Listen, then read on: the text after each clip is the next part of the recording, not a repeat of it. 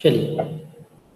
अनिर्वाच्या विद्याद्वितय सचिवस्य प्रभवतो विवरता यस्यैते वियदनिलतेजो पवनयः यतश्चाभूद्विश्वं चरमचरमुच्चावचमिदं नमामस्तद्ब्रह्मा परिमितसुखज्ञानमृतम्। आज पुनः हम लोग उपस्थित हुए हैं इस उत्कर्ष नामक शास्त्राध्ययन उपक्रम के अंतर्गत ब्रह्मसूत्र चतुसूत्री शांकर भाष्य भामती के विचार प्रसंग में आप सभी प्रतिभागियों का हार्दिक स्वागत एवं अभिनंदन। जैसा कि हम लोग अभी ब्रह्मसूत्र चतुसूत्री शांकर भाष्य भामती के विषय में विचार कर रहे हैं, अध्यास भाष्य के ऊपर हमारा यह विचार क्रम प्रवर्तित है। जैसा कि हम लोगों की यह जो विचार यात्रा है कई दिनों से प्रारंभ है, कुछ दूर तक हम लोगों ने यात्रा संपादित किया है। वह यात्रा कोयम अध्यासो नाम इति यहाँ तक आकर के रुकी। इसके आगे वाली जो चर्चा है उसी चर्चा से अवगत होते हैं।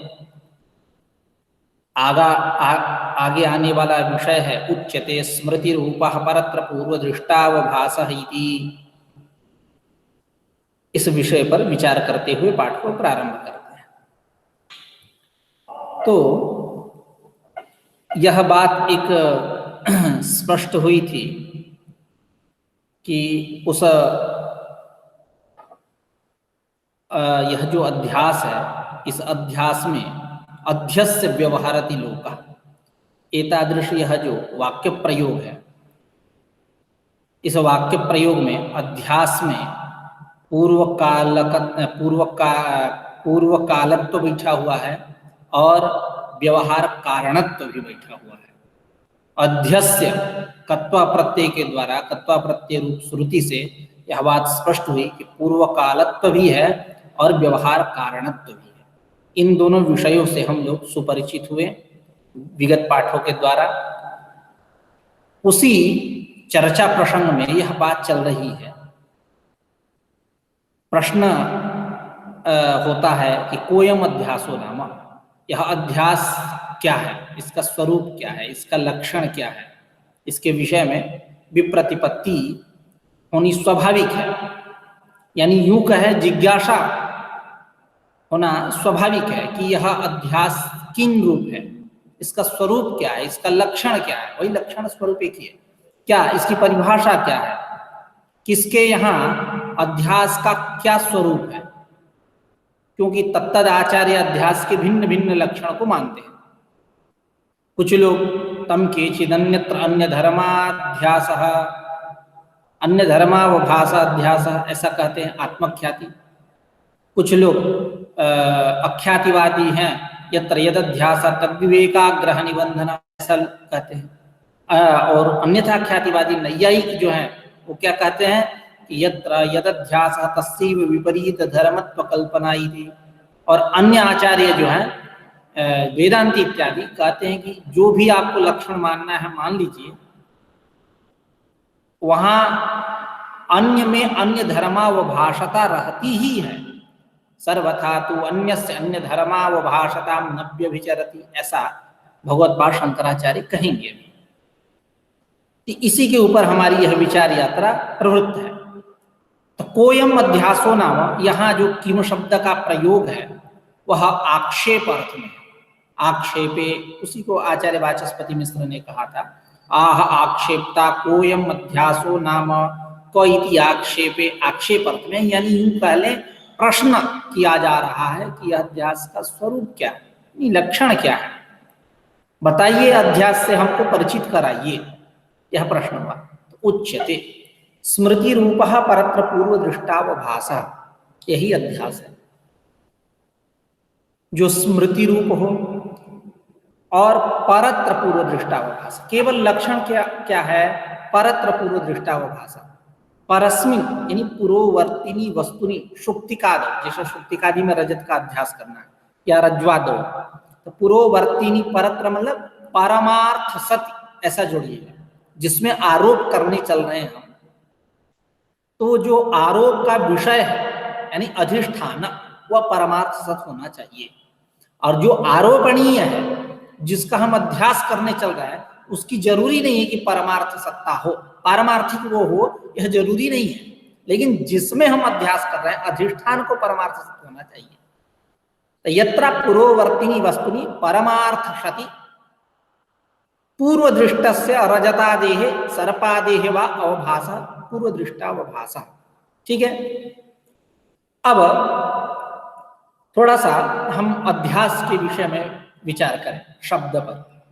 जैसा कि प्रायः आप सभी को पता है कि अधि उपसर्ग पूर्वक अश धातु से जब हम घय प्रत्यय करेंगे तो अध्यास शब्द बनेगा। दो व्युत्पत्ति मिलती है, एक अध्यसनम अध्यास और दूसरी व्युत्पत्ति अध्यस्यते असौ अध्यास। तो जो अध्यसनम अध्यास है इसके द्वारा ज्ञानाध्यास अर्थ आता है। ठीक है, कर भावत्वम तत्र ज्ञानत्वम इत्यर्थ, भाव ज्ञान। ठीक है, और अध्यस्यते असौ अध्यास जो हम कर्म व्युत्पत्ति करते हैं इससे विषयाध्यास आता है। विषयत्वम कर्मत्वम विषय विषयत्वम इत्यर्थ, कर्मत्वम विषय। ठीक है, विषयाध्यास यानी भाव पक्ष में अध्यसनम अध्यास ज्ञानाध्यास की उपपत्ति होती है, और अध्यस्यते असौ अध्यास इस पक्ष में विषयाध्यास की उपपत्ति। ठीक है, जिसका लक्षण स्मृति रूप परत्र पूर्व दृष्टावभास।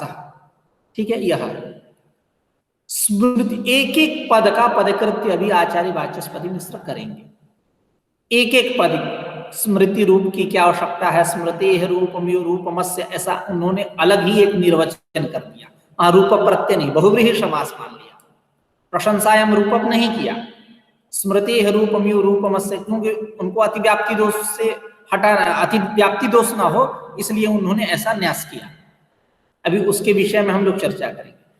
परत्र का क्या तात्पर्य है, पूर्व पद की क्या आवश्यकता है, पूर्व दृष्टावभाषा में कौन सा समास है इत्यादि, अवभास पद का क्या अर्थ है, इन तमाम विषयों पर हम लोग अभी विचार करने वाले हैं। ठीक है, तो क्रमशः जैसा आचार्य वाचस्पति मिश्र ने निर्देश दिया ठीक उसी निर्देश का अनुपालन करते हुए आगे चलते हैं। तो यह जो प्रश्न था कोयम अध्यासो नाम, उसका उत्तर है उच्यते स्मृति रूपः परत्र पूर्व दृष्टावभाषा। परत्र पूर्व दृष्टावभाषा, केवल इतना ही लक्षण। ठीक है, अब समाधाता समाधान देने वाला उस प्रश्न का उत्तर दे रहा है कोयम अध्यासो नाम। इसका समाधाता लोक सिद्धम अध्यास लक्षणम आचक्षाणः एवाक्षेपम प्रतिक्षिपति उच्यते स्मृति रूपः परत्र पूर्व दृष्टावभासः। समाधाता जो है यानी यूं कहें उत्तर देने वाला, उत्तरदाता कह लीजिए। ठीक है, उत्तर समाधान देने वाला, उत्तर को प्रस्तुत करने वाला जो है लोक सिद्धम अध्यास लक्षण। लोक सिद्ध अध्यास, लोक सिद्ध का तात्पर्य क्या है यहाँ, व्यवहार सिद्धम, न तो व्यवहार विरुद्ध, यही इसका तात्पर्य कि जो संसार में जो साधारण जनमानस को जो प्रतीत हो रहा है तदनुसार तदनुगुणम एवं अध्यास लक्षणम अत्र प्रस्तुवन्ति आचार्य। ठीक है, क्या जैसे पामरादि ही हो, पांसुल दादी हो, कुछ भी हो, कोई भी हो, साधारण जनमानस का लीजिए या अत्यंत दूसरे शब्दों में गंवार भी कह लीजिए, उसको भी ये नहीं कि रज्जु को देखने के बाद उसको हाथी की प्रतीति हो रही है, ऐसे नहीं, उसको सर्प की ही प्रतीति, ये नहीं कि वो उसको रज्जु में हाथी की प्रतीति हो रही है। ठीक है, उसको भी रज्जु में सर्प की ही प्रतीति हो रही है। रज्जु देखा, रात को वो उद्बोधक सामग्री मिली उसको, गोधूली का समय है या रात का समय है, उसको ऐसी आकृति मिली, उसका संस्कार उद्बुद्ध हुआ, बस तुरंत उसको समझ में आ गया कि ये रज्जु नहीं सर्प है, ऐसा उसको भ्रांति ज्ञान हुआ, भ्रमक ज्ञान हुआ। तो लोक सिद्धम यानी व्यवहार सिद्धम अध्यास लक्षणम आचक्षाणः, अध्यास लक्षण को कहने वाला, बताने वाला, एवं आक्षेपम प्रतिक्षिपति, आक्षेप का प्रतिक्षिपति, निरस्यति, आक्षेप का निराश कर रहा है। ठीक, क्या आक्षेप था? कोयम अध्यासो नाम, यह जो प्रश्न था उसका निराश करना। ठीक है, समाधाता लोक सिद्धम व्यवहार सिद्धम अध्यास लक्षणम आचक्षाण एवाक्षेपम एव आक्षेपम प्रतिक्षिपति कैसे उच्यते स्मृति रूप परत्र पूर्व दृष्टावभासः। जो स्मृति रूप, जिसमें स्मृति रूपता चाहिए, मतलब स्मृति रूपता का तात्पर्य क्या है? फलतः क्या आया कि पहले उसको अनुभूत होना चाहिए, यानी प्रत्यक्ष प्रमाण का विषय हो ही हो। कहने का तात्पर्य है कि जो पूर्ववर्ती वस्तु है, अधिष्ठान आरोप विषय है, उसमें जिस किसी का आप अध्यास कर रहे हैं, तो जो आरोपणीय है, जिसका अध्यास कर रहे हैं, वो अनुभव सिद्ध होना चाहिए, उसमें प्रत्यक्ष विषयता होनी चाहिए पूर्व में, यानी वो अनुभव का विषय हो। पहले जिसका आरोप कर रहा है उसको देखा हो। अब सर्प को देखा ही नहीं और रज्जु में उसको सर्प की प्रतीति, ये तो अजीब बात है। एक ऐसा ही उदाहरण दे रहा हूं, जैसा कि कुछ दिनों पहले हमको एक सुनने को किंवदंती मिली थी, किंवदंती ही कहेंगे क्योंकि पढ़ने को ऐसा तो मिला नहीं। लता मंगेशकर जी से स्वर कोकिला है, उनसे कोई पूछा कि नींबू का स्वाद कैसा होता है, उन्होंने नहीं बता पाया। क्यों? उन्होंने उसके पीछे कारण बताया, मैं आज तक नींबू नहीं खाई हूं। तो आपसे कोई पूछे परीक्षित शिवादत्त नींबू का रस कैसा होता है, आप बताओगे ना? कुछ ना कुछ बताओगे ना, खट्टा होता है या ऐसा होता है, अब जो भी आप बताओगे। तो यानी आपके अनुभव का वो विषय है, पूर्व में आपने उसको स्वाद लिया है, चखा है, तब उसका निर्वचन कर रहे हो। ठीक है, तो जो आरोपणीय है वह अनुभव का विषय होना चाहिए। स्मृति रूप परत्र पूर्व दृष्टावभास परत्र पुरोवर्तिनी वस्तुनि परमार्थ शति शुक्तिकादौ रज्ज्वादौ वा पूर्व दृष्टावभास पूर्व दृष्टस्य सर्पादेः रजतादेः वा अध्यासः अवभासः अध्यासः। वो रजत को देखा होना चाहिए, उसके द्वारा रजत दिखा होना, मतलब वो उसको ज्ञान होना चाहिए रजत का। बाजार में ही भले देखा हो या अपने घर में ही देखा हो या कहीं देखा हो, रजत का ज्ञान होना चाहिए, तभी उसको सुक्ति में रजत का ज्ञान भ्रम होगा। सर्प देखा हो तभी उसको रज्जु में सर्प की प्रतीति होगी। बात समझ में आई? जैसे एक और उदाहरण बता रहा हूं, उदाहरण के रूप में छोटे छोटे बच्चे होते हैं, उनको जो भी ज्ञान होता है वो सम्मुग्ध ज्ञान रहता है, अस्पष्ट ज्ञान रहता है। छोटे छोटे बच्चे हैं, आग जल कहीं आग की लपटें निकल रही हैं, उसके तरफ वो जा रहा है, बार बार उन्मुख हो रहा है छूने के लिए, उसको ज्ञान ही नहीं है कि जल जाएगा क्या होगा, कुछ नहीं, जा रहा है। तो माता पिता क्या करते हैं, मतलब गांव देहात की एक परंपरा ऐसी है कि उसको उसका अनुभव करा देते हैं, हाथ पकड़ के लेके थोड़ा सा इसे स्पर्श करा देंगे, जिसको उसको बेचैनी होगी और कष्ट का अनुभव होगा। तो इससे क्या होता है कि वो फिर आइंदा वहां नहीं जाता है। क्यों? क्योंकि उसके अनुभव का विषय हो गया, वो जान गया कि जाऊंगा तो वो खतरनाक चीज है। समझ रहे हैं? एक बार कोई आपको करंट मार दिया था, कितने दूर रहते हो करंट से, बिजली से? ऐसी सावधानी बरतते हो जैसे मतलब छू ना ले, मार ना दे करंट, आप करते हो ना ऐसा। तो आप पहले रज्जु सर्प को देख, आपके द्वारा उसका ज्ञान होना चाहिए, अथवा जिसका अध्यास कर रहे हैं, जो आरोपणीय विषय है, उसका ज्ञान पहले होना अपेक्षित है। ठीक है, जरूरी नहीं है कि वो पारमार्थिक सत्य हो, लेकिन उसका ज्ञान प्रतीति अपेक्षित है। ठीक है, अभी चर्चा करेंगे और सारी चर्चा है। तो पर स्मृति रूप परत्र पूर्व दृष्टावभास अध्यास। अब अवभाष पद है, अवभाष पद का क्या मतलब है? तो कह रहे अवसन्न अवमत वा भाष अवभाष, भाष ज्ञानम, कीदृशः भाषः अवभाषः, तो कह रहे हैं अवसन्न, क्योंकि अवभाष में औपसर्ग लगा है। औपसर्ग का क्या अर्थ है? एक अवसन्नता और दूसरी अवमतता। अवसन्नत्व और अवमतत्व, यानी अवसन्न मतलब अवसादग्रस्त, भाषा ज्ञानम अवभाषा, अयथार्थ की तरफ निर्देश कर रहा है। अवमतः भाषा मतलब तिरस्कृत भाषा ज्ञानम अवभाषा, अयथार्थ की तरफ यह भी निर्देश कर रहा है, यही अवभाषा है। और इसकी अवसन्नता क्या है, अवमतता क्या है? तो कह रहे हैं प्रत्ययांतर बाधश्च अस्यवसादः अवमानो वा। प्रत्ययांतर के द्वारा, जैसे इदम रजतम है, इस इदम रजतम का नेदम रजतम से बाध हो जाना, ठीक है, यही इसकी अवसन्नता है, अवमतता है। बाध हो रहा है दूसरे से, मतलब इसमें कुछ उतना दम नहीं है। नहीं, लोग यही नहीं देखते हैं कि देखो उस नेता से ये हार गया, ये बढ़िया नेता नहीं है, या उस बलवान ने इसको पटक के मार दिया, ये बलवान नहीं है, ठीक है, ऐसा लोग मानते हैं।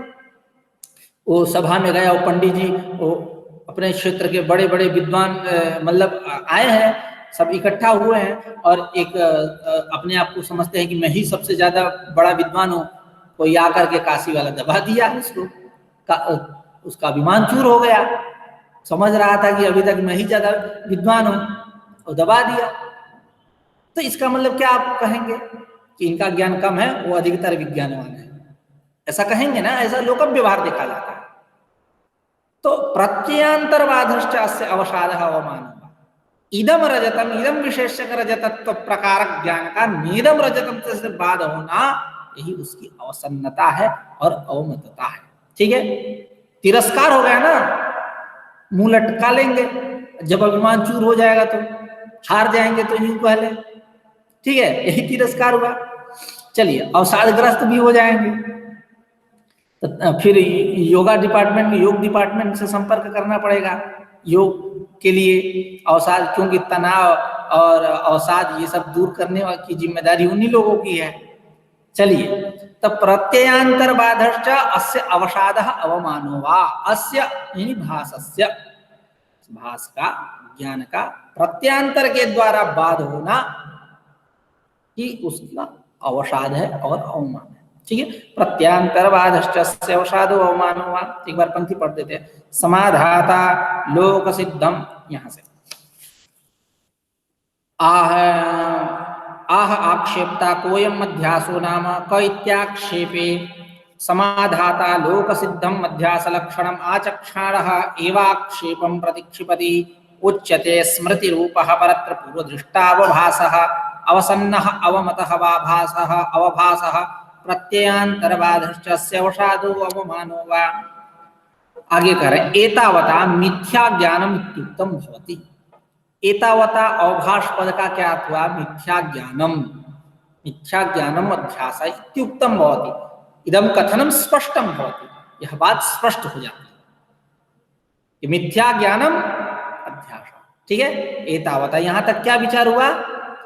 मिथ्या ज्ञानम अध्यासः, मिथ्या ज्ञानी अध्यास, ठीक है। इत्युक्तम भवति स्पष्टम भवति। तस्य इदम उपव्याख्यानम पूर्वदृष्टेत्यादि तस्य तादृशस्य अध्यासस्य मिथ्या ज्ञानम अध्यासः इति एवं भूतस्य अध्यासस्य इदम उपव्याख्यानम, यह एक उपव्याख्यान है, छोटा व्याख्यान है। क्या? पूर्वदृष्टेत्यादि स्मृति रूपः परत्र पूर्वदृष्टावभासा, पूर्वदृष्टावभासता होनी चाहिए। अब पूर्वदृष्टावभासः, यहाँ क्या समास है, क्या अर्थ है? कह रहे पूर्वदृष्टस्य अवभासः पूर्वदृष्टावभासः, षष्ठी समास। पूर्वदृष्टस्य रजतादेः सर्पादेः आरोप विषय आरोपणीयस्य, ठीक है, जो भी जिसका आरोप हम कर रहे हैं, जैसा कि मैंने शुरू में संक्षिप्त रूप में बता दिया था, उसका ज्ञान होना चाहिए। तो पूर्वदृष्टस्य अवभासः पूर्वदृष्टावभासः, ठीक है। पूर्वदृष्टस्य मतलब रजतादेः, ठीक है, सर्पादेः अवभासः पूर्वदृष्टावभासः। मिथ्या प्रत्ययश्च आरोप विषयारोपणीयस्य मिथुनमन्तरेण न भवतीति पूर्वदृष्टग्रहणेन अनृतम् आरोपणीयम् उपस्थापयति तस्य च दृष्टत्वमात्रम् उपयुज्यते न वस्तु सत्येति दृष्टग्रहणं तथापि वर्तमानं दृष्टं दर्शनं नारोपोपयोगी पूर्व इत्युक्तं तत्र पूर्वदृष्टं स्वरूपेण सदारोपणीयतया अनिर्वाच्यम् इति अनृतम्। देखिए, मिथ्या प्रत्ययश्च आरोप विषयारोपणीयस्य मिथुनमन्तरेण न भवति। यह जो मिथ्या प्रत्यय है, मिथ्या ज्ञान, भ्रम जिसको बोल रहे हैं, यह जो मिथ्या प्रत्यय है आरोप विषयारोपणीयस्य, आरोप विषय, आरोप विषय कौन होगा? अधिष्ठान, पूर्ववर्ती वस्तु जिसमें हम अध्यास कर रहे हैं जिस किसी का। एक है आरोपणीय जिसका हम कर रहे हैं। इन दोनों के मिथुन के बराबर, मिथुन के बिना संभव नहीं है। यानी एक परमार्थ सत्य है, एक परमार्थ सत्य नहीं है। जब तक इनका मिथुन ना हो जाए, युगली भाव ना हो जाए, तब तक यह मिथ्या प्रत्ययश्च न संभवति। मिथ्या प्रत्यय, मिथ्या ज्ञान हो ही नहीं सकता। समझ में आई बात? तो वही कह रहे, मिथ्या प्रत्ययश्च मिथ्या ज्ञानम् इत्यर्थः आरोप विषय आरोपणीयस्य मिथुनमन्तरेण न संभवति। मिथुन के बिना संभव नहीं है। इति पूर्वदृष्टग्रहणेन अनृतम् आरोपणीयम् उपस्थापयति। इस प्रकार पूर्वदृष्टग्रहणेन, पूर्वदृष्टावभाषा, पूर्वदृष्टग्रहण से किसको लेंगे? अनृतम् आरोपणीयम् उपस्थापयति। जो आरोपणीय है, जिसका हम आरोप कर रहे हैं, वह अनृत होना चाहिए, इसकी उपस्थिति हो रही है। ठीक है? पूर्वदृष्टग्रहणेन पूर्वदृष्टम इति पदम अनृतम् आरोपणीयम् उपस्थापयति, ऐसा हमने कर लिया। ठीक है? वह जो आरोपणीय है वह झूठ होना चाहिए, अनृत होना चाहिए, इसकी उपस्थिति हो रही है। ठीक है? ये नहीं कि सही में सही का आरोप। वो आरोप क्या? परीक्षित में परीक्षितत्व का आरोप कर दें, यह अध्यास नहीं है। ठीक है? रज्जु में रज्जुत्व का आरोप कर दे, यह अध्यास नहीं है। रज्जु में सर्प का आरोप करना, सुक्ति में रजत का आरोप करना, यह अध्यास है।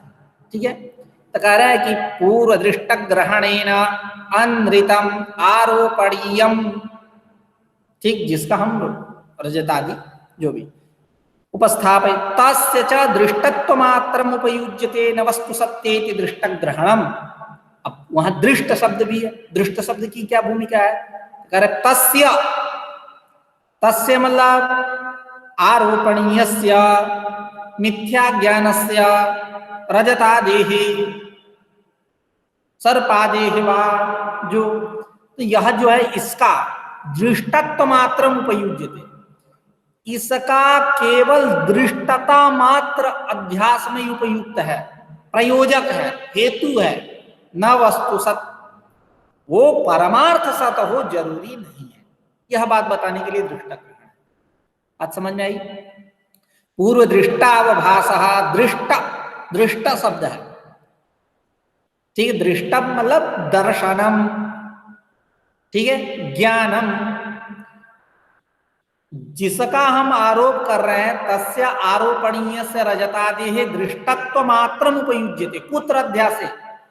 दृष्टत्व मात्र की अपेक्षा है अध्यास में, न वस्तु सत, पारमार्थिक सत हो जरूरी नहीं है। एतदर्थम दृष्टग्रहणम, उसको कहें तस्य च दृष्टत्व मात्रम उपयुज्यते न वस्तु सत्येति दृष्टग्रहणम तथापि। अब देखिए, मैंने कल अपने एक डायरी में यह बात नोट किया। अब आचार्य वाचस्पति मिश्र अब पंक्ति कह रहे हैं, मैं पहले वाचन कर दूं एक बार फिर से। तथापि वर्तमानं दृष्टं दर्शनं नारोपोपयोगी पूर्व इत्युक्तं तत्र पूर्वदृष्टं स्वरूपेण सद आरोपणीयतया अनिर्वाच्यम् अनृतम्। यही आचार्य वाचस्पति मिश्र 10-20 पन्ना पूर्व में भगवत्पाद शंकराचार्य को सावधान करते हुए कहते हैं, तथापित्यभिसंबंधात् यद्यपेति योजनीयम्। क्यों? युष्मदस्मद प्रत्यय गोचरयोः वहां यद्यपि नहीं रखे, आगे भगवत्पाद शंकराचार्य तथापि पद दे रहे, तथापि अन्योन्यस्मिन्योन्यात्मकता इत्यादि कहते हैं, यद्यपि पद जोड़ना चाहिए। अब देखिए यह जो तथापि से कह रहे, तथापि वर्तमानम दृष्टम दृष्टम दर्शनम नारोपोपयोगी, इसके पूर्व कहीं यद्यपि नहीं दिया इन्होंने। आगे भगवत्पाद शंकराचार्य की शैली को मान ली, यह जो बात कहते हैं उससे यह विरोध हुई। जो यही आचार्य, ये नहीं कि कोई दूसरे आचार्य, यही आचार्य भगवत्पाद शंकराचार्य को सावधान करते हुए कहते हैं कि यद्यपि योजनीयम। आपको कौन कहेगा कि यद्यपि योजनीयम? आपको भी यद्यपि देना चाहिए। योजनीयम मतलब मनसा थोड़ा योजनीयम, शब्दशः योजनीयम, शब्दशः की बात कर रहे हैं, मनसा योजनीयम की बात नहीं हो रही है। ठीक है, तो अब यहां यद्यपि नहीं आपने दिया तो आपको टोकने वाला कौन है? यूं कहें, एक ये भी सिद्धांत है कि जब बात सत्य होती है ना तो मौन होकर के स्वीकार कर लिया जाता है, नहीं तो कभी कभी क्या होता है, आचार्य जो है भले न कहते हैं लेकिन पूर्वोक्त आचार्य की जो सत्य कथन है उसका अनुसरण कर लेते हैं।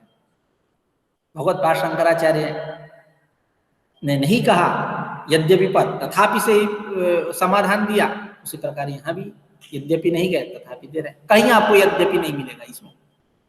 ठीक है, चलिए यह आप एक पॉइंट नोट करके रखिए, ये बहुत बड़ी विलक्षणता है, बहुत विशिष्ट बात है। चलिए आगे, तथापि तो कह रहे हैं कि तस्य च दृष्टत्वमात्रम उपयुज्यते न वस्तु सत्येति दृष्टग्रहणम, तस्य आरोपणीय स रजतादि, जिसका आरोप कर रहे हैं रजतादि, इसका दृष्टत्व मात्रम उपयुज्यते, केवल दृष्टता मात्र आरोप में अध्यास में अपेक्षित है। ज्ञान न वस्तु सत्य अर्थात प्रतीति कह लीजिए, दृष्टत्व मात्रम मतलब ज्ञानम, प्रतीति प्रतीति मात्रम, केवल यही आरोप में अपेक्षित है। न वस्तु सत्येति, जरूरी नहीं है कि उसकी वस्तु सत्ता हो, मतलब आरोप जिसका कर रहे हैं उसका केवल दृष्टत्व मात्र अपेक्षित है, अध्यास में प्रतीति ज्ञान मात्र अपेक्षित है, उसकी परमार्थिक सत्ता हो जरूरी नहीं है। उसी को रहे तस्य च दृष्टत्व मात्रम उपयुज्यते न वस्तु सत्येति दृष्टग्रहणम तदर्थम दृष्टग्रहणम। आगे, तथापि वर्तमानम दृष्टम दर्शनम नारोपोपयोगी पूर्व इत्युक्तम।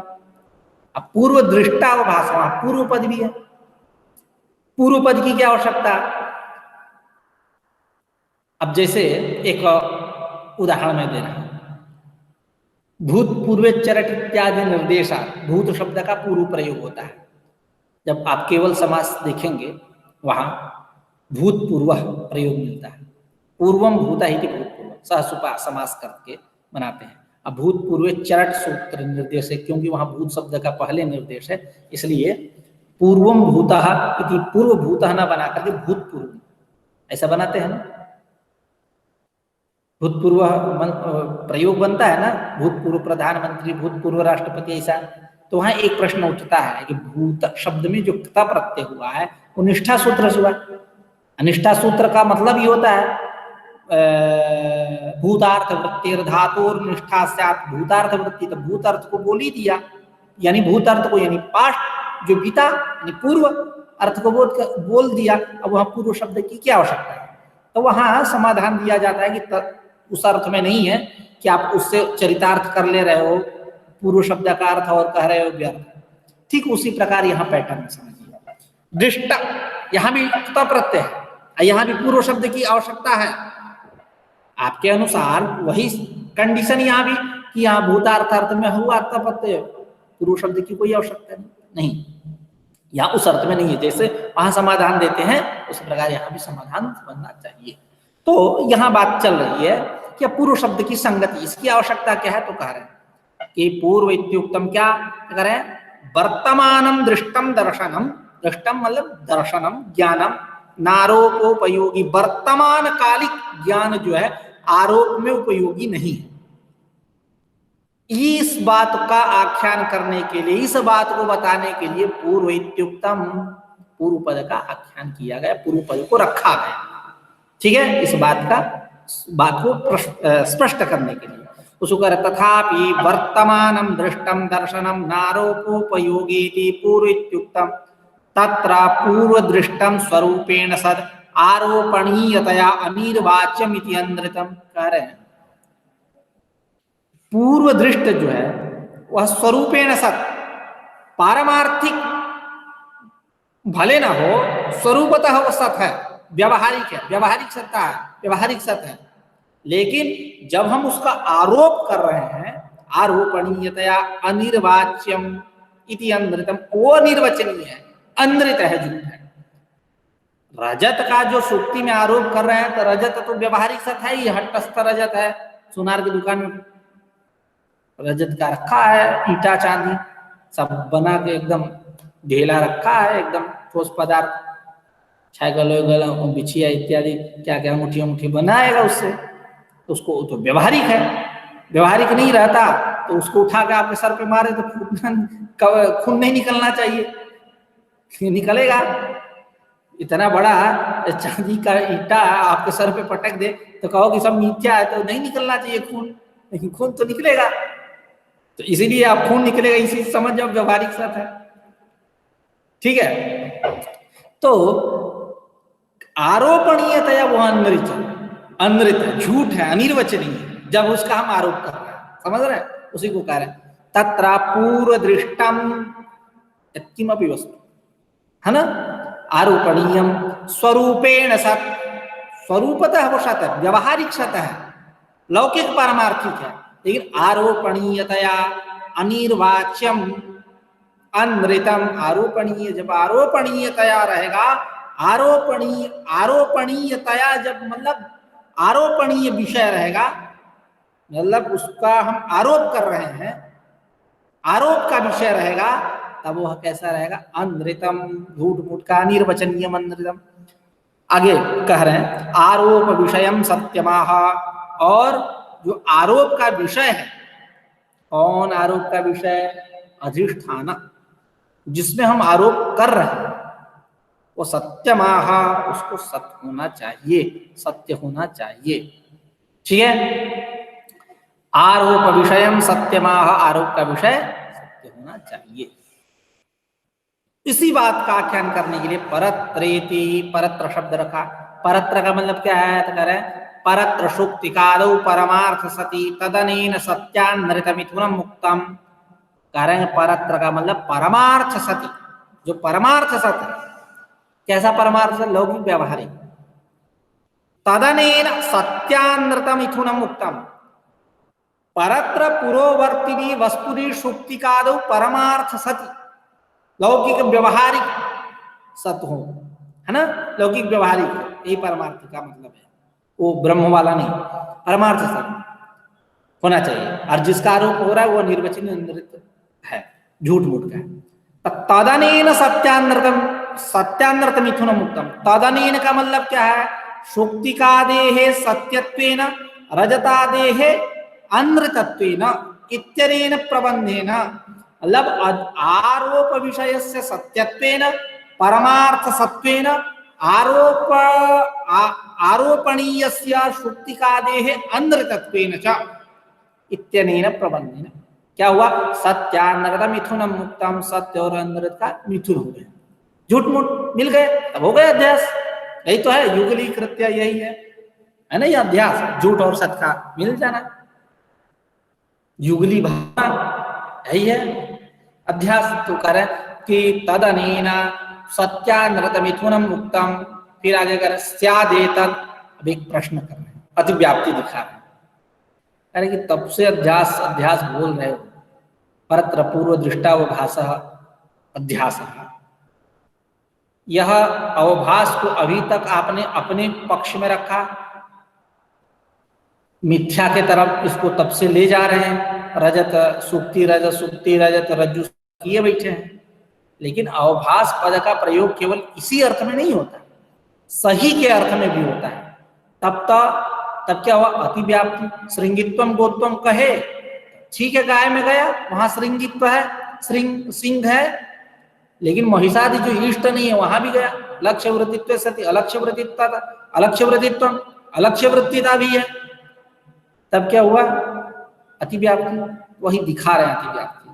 अतिव्याप्ति कैसे दिखा रहे हैं, तो कह रहे हैं कि परत्र पूर्वदृष्टावभासः इति अलक्षणम अतिव्यापकत्वात्।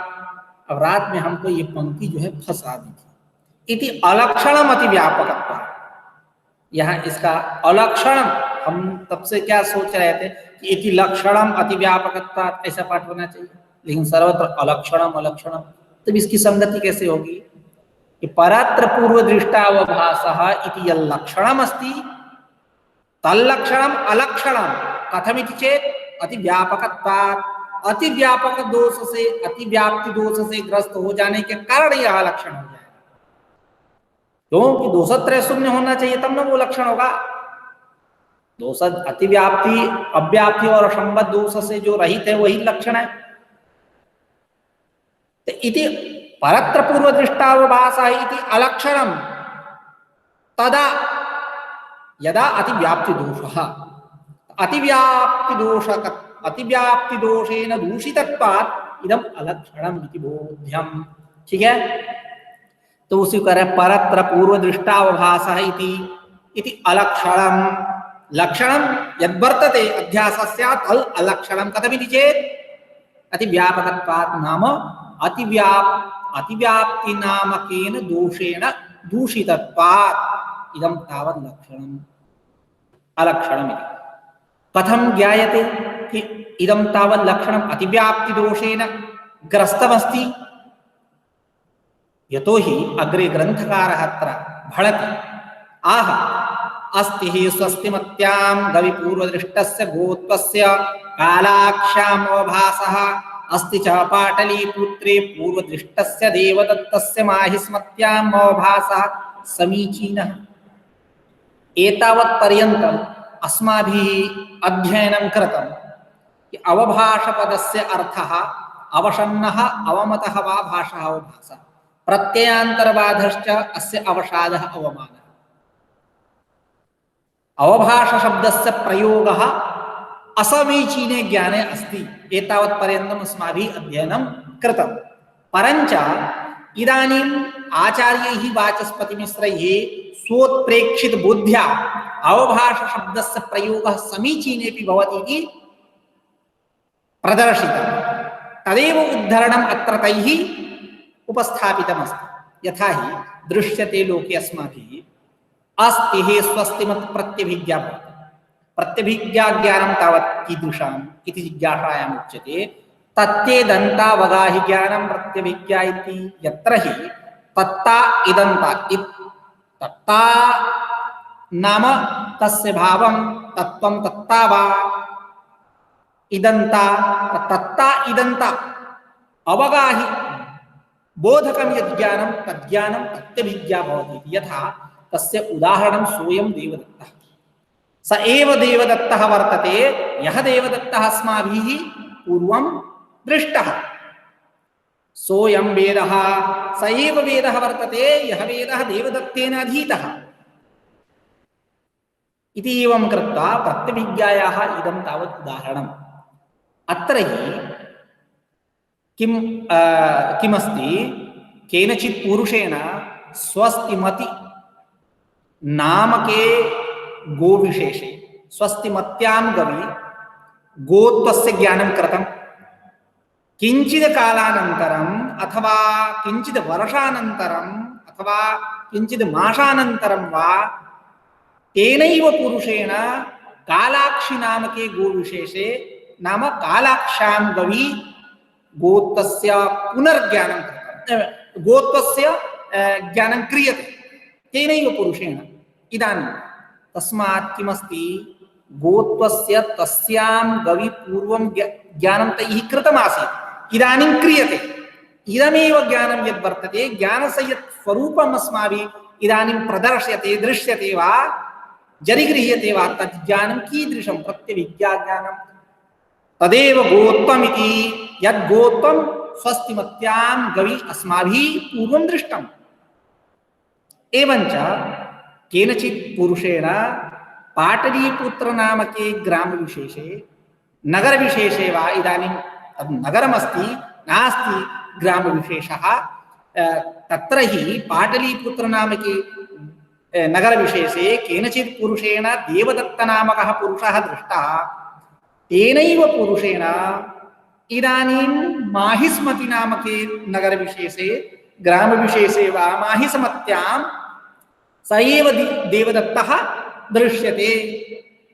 तज्ज्ञानं कीदृशं प्रतिविज्ञानं तत्ता इदन्ता सोयं सोयं सोयं नाम सशब्दः तत्र तत्शब्दः इति तत्शब्दस्य रूपं प्रथमा विभक्तौ अयं शब्दः इदं शब्दस्य रूपं सोयम् इत्यनेन एकस्यैव आत्मनः ग्रहणम् अस्माभिः क्रियते, एकस्यैव आत्मनः प्रस्तुतीकरणम् अस्माभिः कार्यते। तेन ताभ्यां पदाभ्यां ततिति इदमिति शब्दाभ्याम् अवगतं, सोयम् इति पदाभ्याम् अवगतं। एतावता अवभासः अवभासः अवभासः अस्ति हि स्वस्तिमत्यां गविपूर्वदृष्टस्य गोत्वस्य कालाक्ष्याम् अवभासः अस्ति च पाटलीपुत्रे पूर्वदृष्टस्य देवदत्तस्य माहिस्मत्याम् अवभासः अवभास उभयत्र अवभाषपदस्य प्रयोगः आचार्यैः कृतः। अत्र नास्ति मिथ्या, इदं तावत् मिथ्याज्ञानं नास्ति, परञ्च भवद्भिः यत् लक्षणम् अध्यासस्य प्रतिपादितम् अंगीकृतम् अत्र हि प्रस्तुतं तस्य लक्षणस्य तत्र गमनत्वात् अस्ति अतिव्याप्तिः। अतः तस्य अतिव्याप्तिदोष निवारणाय कीदृशः प्रयासः कीदृशं यत्नम् अकारि आचार्यैः उच्यते। स्मृति रूपः इति पदं देयम् अवगतम्। एतादृशः अत्र भवति पूर्वपक्षः। पूर्वपक्ष अतिव्याप्ति दोषः प्रस्तूयते पूर्वपक्षिणा अत्र। तस्य पूर्वपक्षस्य नाम दोषस्य वारणं तावत् स्मृति रूपः इत्यनेन पदेन भवति इति ज्ञेयम्। अवगतम्? समझ में आ रही है ना बाबा? चलिए, तो हाँ, तो ये हुआ अतिव्याप्ति दोष। तो कह रहे उसी अतिव्याप्ति दोष के वारण के लिए स्मृति रूप यह पद रखिए। उसको कह रहे हैं कि तत्र सोक्तिकाधाम स्यादेतत् स्यादेतत् वक्ष्यमाणं स्यात् क्या कि परत्र सत्यमाह परत्र पूर्व नहीं परत्र पूर्वदृष्टावभासः इति अलक्षणम् अतिव्यापकत्वात् अतिव्याप्ति दोष से ग्रस्त होने के कारण यह लक्षण है। कैसे अतिव्याप्ति? तो कह रहे अस्ति हि स्वस्तिमत्यां गविपूर्वदृष्टस्य गोत्वस्य, गोत्व का ज्ञान हुआ स्वस्तिमती नामक गाय में, गोत्वस्य परत्र कालाक्ष्याम अवभासा, दूसरे में कालाक्षी नामक गाय में उसका अवभास हो रहा है, ज्ञान कर रहा है। और अस्ति च पाटलीपुत्रे पूर्वदृष्टस्य देवदत्तस्य, पाटलीपुत्र में पूर्वदृष्ट जो देवदत्त है जिसके साथ चाय पकौड़ा खाया था उसी को माहिस्मत्याम अवभासः, माहिस्मती में देख लिया जिलेबी खरीदते हुए, ठीक है। तो अवभासा, ये अवभास कैसा है? समीचीनः। अवभास पदम च समीचीने भी प्रत्यय प्रसिद्धाम, अवभास पद का समीचीन ज्ञान के में भी प्रसिद्धि है, समीचीन ज्ञान के लिए भी इसका प्रयोग होता है। जैसा यथा नीलस्यावभाता पीतस्यावभासा, नीला वस्तु को देख करके नील का ही तो अवभास होगा, ये समीचीन ही है। पीला वस्तु को देख करके पीला का अवभास हो रहा है, वो समीचीन है, ठीक है। तो नीलस्यावभास पीतस्यावभास इत्यत आह, इस प्रकार हुआ। तो उस दोष के वारण के लिए कह रहे हैं स्मृति रूपः इति। स्मृति रूपः लक्षण में यह भी है, स्मृति रूपः परत्र पूर्वदृष्टावभासः, स्मृति रूपः होना चाहिए। अब देखिए स्मृति रूपः में स्मृति शब्द से रूप प्रत्यय नहीं हुआ, प्रशंसायाम रूप से रूप प्रत्यय नहीं हुआ, क्योंकि रूप प्रत्यय कर देंगे तो क्या बात स्पष्ट होगी, उसकी प्रशस्ता परिपूर्णता अर्थ का प्रकाशन होगा। यहाँ वो अर्थ नहीं लिया गया,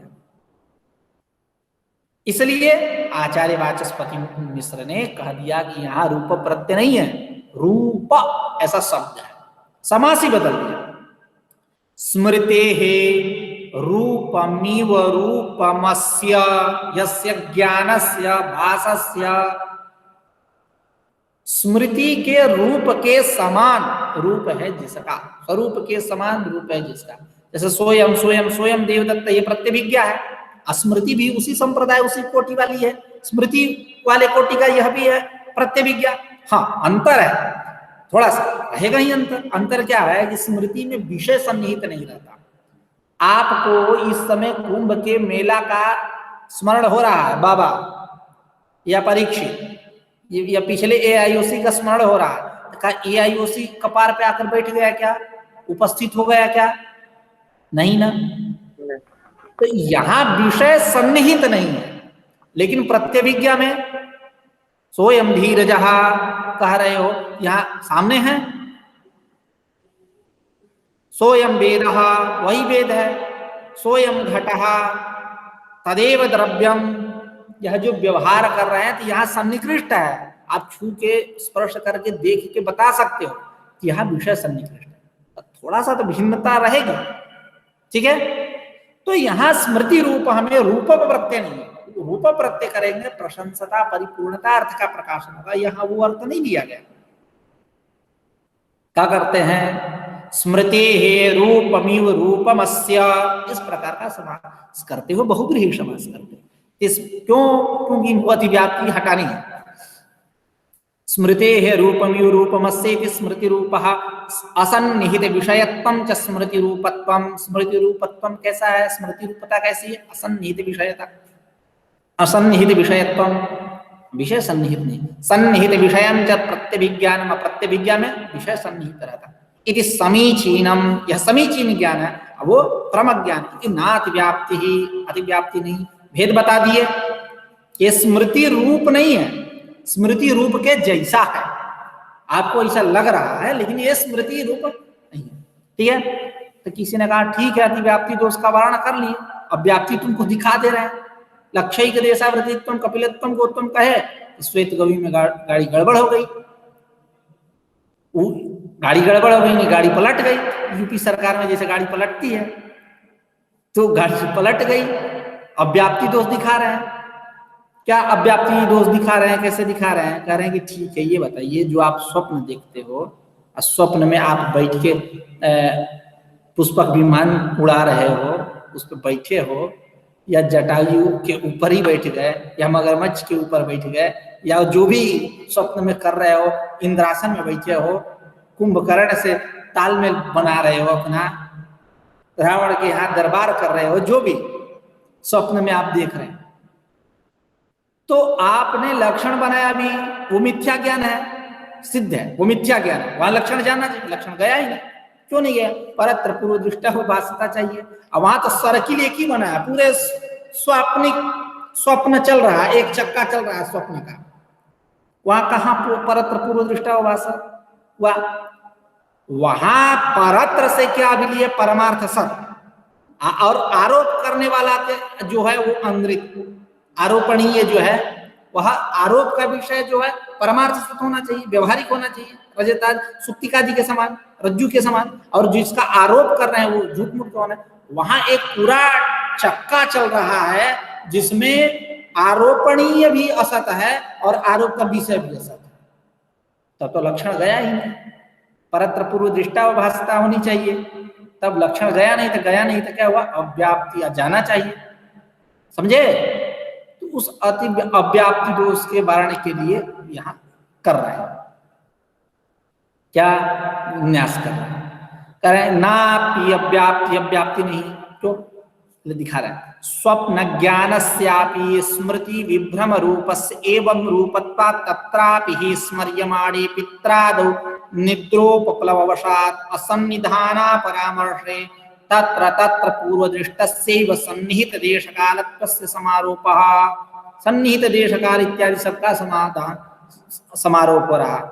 इयं माता अयं पिता सैव देशः तदेव क्षेत्रम तदेव वस्तु इत्यादि जो है सबका आरोप कर रहा है। कह रहे हैं कि स्वप्न ज्ञान से आप स्मृति विभ्रम रूप से, स्वप्न ज्ञान कैसा है, स्मृति विभ्रम रूप है।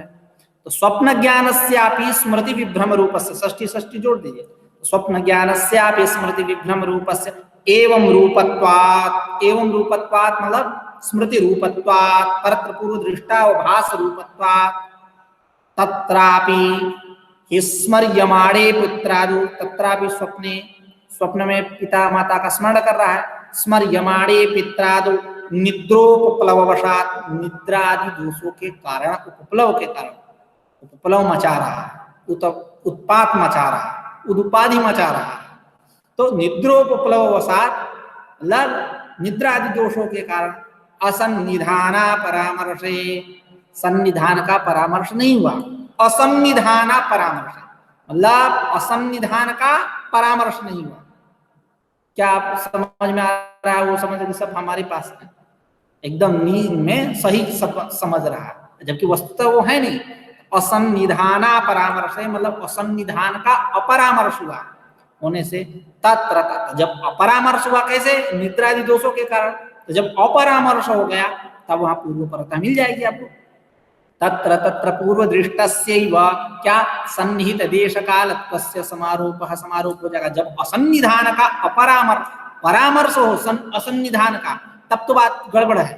जब असन्निधान का अपरामर्श हो रहा, परामर्श नहीं हो रहा है, तब तत्र तत्र पूर्व दृष्टस्य सन्निहित देश कालत्वस्य समारोपः।